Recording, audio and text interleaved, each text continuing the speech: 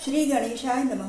Video अच्छा लगे तो लाइक कर लीजिए, शेयर कर लीजिए। अगर इस चैनल पर नए हैं तो सब्सक्राइब कर लीजिए और बेल आइकन भी प्रेस कर लीजिए ताकि आने वाले सभी वीडियो के अपडेट सबसे पहले आपको मिले।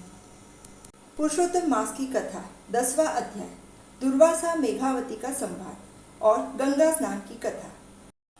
नारद जी ने पूछा, महातेजस्वी और बहुत क्रोधी दुर्वासा मुनि ने सोचने के बाद ऋषि कन्या को क्या कहा वह आप मुझे कहो। सूत जी बोले, हे मुनि श्रेष्ठो, नारद जी के पूछने से भगवान नारायण ने जो बताया था वह मैं आपको कहता हूँ। मुनि दुर्वासा ने मेघावती का दुख सुनकर उसे दूर करने का उपाय कहा। आज से तीसरे मास में पुरुषोत्तम मास आता है। इस मास में कोई व्यक्ति तीर्थ स्थान में स्नान करता है तो मुक्त होता है। दूसरे सब महीने या पर्व इसकी तुलना में आ सकते नहीं। इसलिए तो इसी मास में व्रत, पूजन, दान आदि करना। मैं भी पुरुषोत्तम मास करता हूँ। अपना एक उदाहरण देते हुए दुर्वासा मुनि ने कहा कि एक बार अमरीश राजा को जलाने के लिए मैंने कृत्या छोड़ी थी। उस वक्त श्री हरि ने उनका सुदर्शन चक्र मुझ पर छोड़ दिया था, किंतु पुरुषोत्तम मास के प्रभाव से मैं इससे बच सका था। इसीलिए मैं तुम्हें पुरुषोत्तम मास का व्रत करने की सलाह देता हूँ। दुर्वासा मुनि की यह वचन दुर्भाग्यवश मेघावती को अच्छे नहीं लगे। उसने कहा, हे महामुनि, दूसरे मास को आम हल्के क्यों गिनते हैं? उसके अलावा पृथ्वी पर सूर्य, शंकर, गणपति, जगदम्बा आदि देवी देवता मनवांछित फल देने वाले हैं। मैं श्री राम और शंकर भगवान को श्रेष्ठ मानती हूँ। मैं रात दिन उनका ध्यान करती हूँ। वे मेरे दुख दूर नहीं करेंगे। आप पुरुषोत्तम मास की इतनी प्रशंसा क्यों करते हो? मेघावती के वचन सुनकर दुर्वासा मुनि क्रोधित हो गए।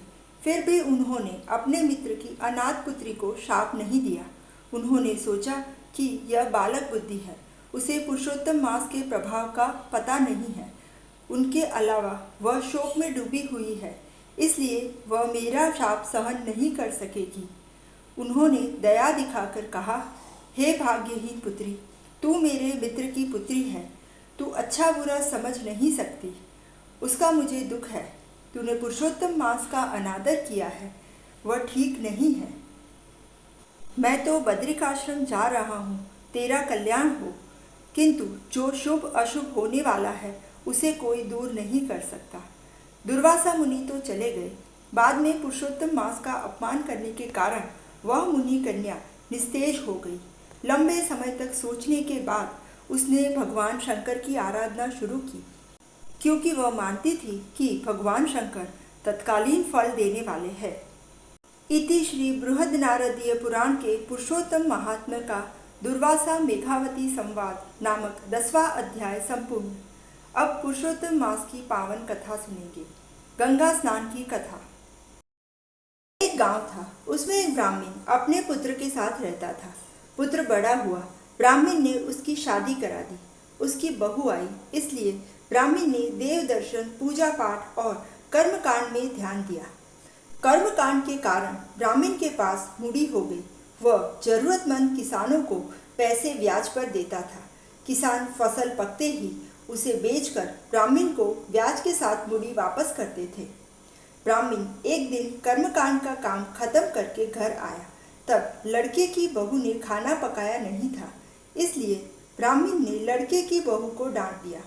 बहू जरा मिजाज वाली होने के कारण किसी को कहे बिना मैके चली गई। ब्राह्मण का पुत्र जब घर आया तब पिता के पास से सब हकीकत जानने मिली। उसे भी हुआ कि अच्छा हुआ मैके गई, 4 दिन वहां रहकर आएगी तो ठीक हो जाएगी। इस तरफ पुरुषोत्तम मास नजदीक आ गया। ब्राह्मण ने अपने पुत्र से कहा, पुत्र, 2 दिन के बाद पुरुषोत्तम मास शुरू होने वाला है। तेरी माँ थी तो मुझे कोई भी आपत्ति नहीं थी। अब तेरी माँ नहीं है, इस वक्त मेरा व्रत होगा। नदी पर कथा कहने को रुकना पड़ेगा। कर्मकांड का काम भी चलेगा। तू अपनी पत्नी को मायके से ले आ, वह घर का कामकाज संभालेगी तो मैं शांति से पुरुषोत्तम मास का व्रत और भक्ति कर सकूंगा। लड़का तैयार होकर ससुराल जाने के लिए निकला। रास्ते में एक खेत आया। खेत में बहुत अच्छी फसल हुई थी। अच्छी फसल को देखकर उसका दिल खुश हुआ। तब उसकी नज़र खेत में खाती हुई गाय पर पड़ी। तुरंत ही उसे याद आया कि यह खेत धनजी पटेल का है। धनजी पटेल को उसके पिता ने पैसे दिए थे, यह बात उसे मालूम थी। गाय को खाते देखकर वह सोचने लगा कि यह कोई भटकी हुई गाय घुस गई है जो कीमती फसल को खा जा रही है। अगर इसी तरह भटके जानवर फसल खा जाएंगे तो किसान क्या खाएगा और पैसे कहाँ से देगा। अपने पिता के पैसे वसूल करने के लिए इस गाय को बाहर निकालना पड़ेगा। उसी वक्त धनजी पटेल वहां आ पहुंचा। उसने तुरंत कहा, पटेल, यह गाय रोज आकर खाती होगी, आज तो मार मार कर उसे यह भुला दो। फसल तैयार हो जाए तो ऐसे भटकते जानवर से बहुत ध्यान रखना चाहिए। फसल बिगड़ जाएगी तो पैसे कैसे बचेगी। धनजी पटेल के हाथ में लकड़ी थी।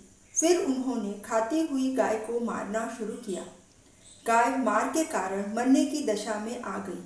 अब वह घड़ी दो घड़ी की मेहमान थी।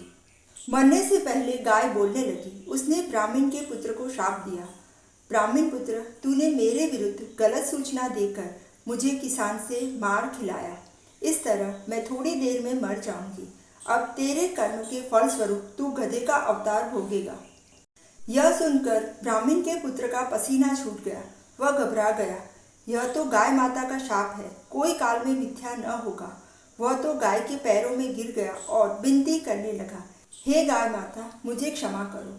मेरे पाप की सजा भोगने के लिए मैं तैयार हूँ, लेकिन इस पाप में से मैं कब और कैसे मुक्त होऊंगा, इतना कहकर जाओ। गाय बोली, तू तेरे ससुराल जाएगा, वहां तू गधा बन जाएगा।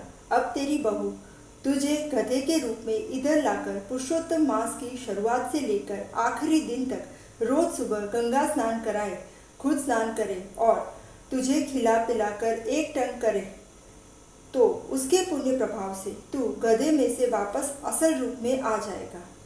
इतना कहकर गाय मर गई। इधर ब्राह्मण पुत्र ससुराल गया।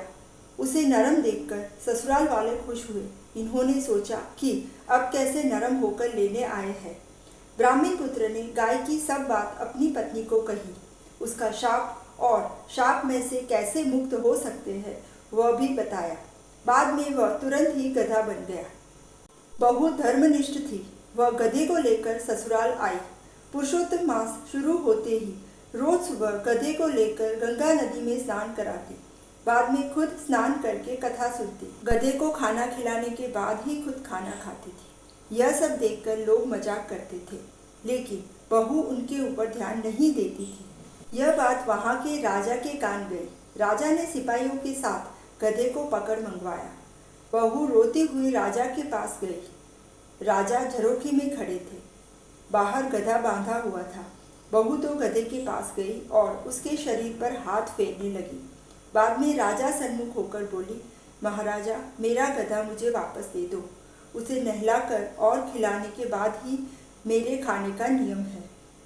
राजा कहता है, तू नदी में जाकर गधे को नहलाती है तो गंगा नदी का पानी उससे मैला होता है। गंगा नदी में सब लोग नहाते हैं। यह पुरुषोत्तम मास है, इसलिए नहाने वालों की संख्या भी अधिक है। उसमें तू गधे को नहलाती है, वह ठीक नहीं है। बहू बोली, हे महाराज, मेरा यह गधा सामान्य गधा नहीं है, परंतु देवता ही है। उसका सच्चा रूप देखना है तो पुरुषोत्तम मास खत्म हो जाए तब आप मेरे घर आना।